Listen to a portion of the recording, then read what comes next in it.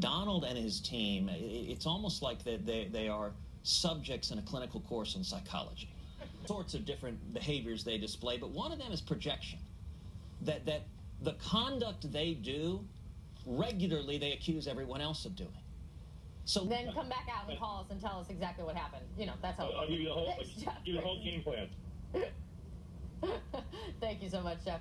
All right, Hillary's campaign manager, he said that he was very happy that you guys spoke out against it, but he also seemed to suggest that you guys took quite a while and that you didn't apologize or speak out against it fast enough. You know, the math says you need to win more than 50% of the rest of the delegates to secure the nomination, maybe 55, 56% of the delegates, to win the nomination. If you lose New York, how does the math work out for you? I mean, if you lose New York, can you win the nomination? Oh, absolutely. Look, we have to clearly... Secretary Clinton has laid out real plans that are going to make a real difference in people's lives.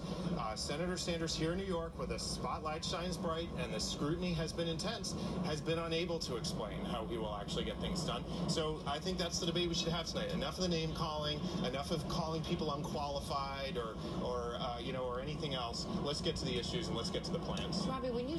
Almost 2 years in county jail with adults.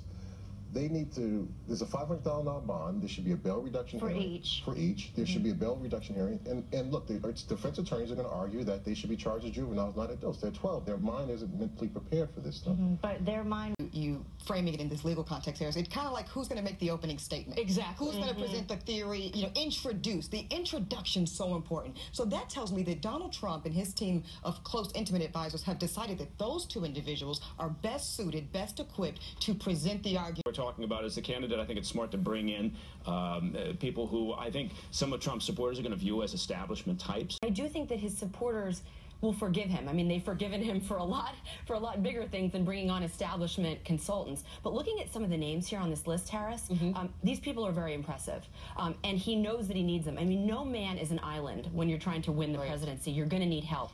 Fuzzy about giving money. And do you think Donald Trump will get to the point as he heads into the general where he might take some of that cash? Well, I think people skews conservative, but they still seem to favor Hillary Clinton is because when you talk to people, what they say is at least we know what we're getting. She is a known candidate, and even if they don't agree with some of her policies or regulations she's talking about imposing, at least they know what they are going to get. And there is a real fear down here that with some of the things Donald Trump is talking about on the campaign trail, there's a fear that, maybe he could spark a trade war or actually get into a fight with the Fed.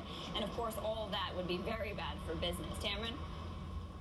Crashed into 5 cars, taking the family truck out for a joyride. No!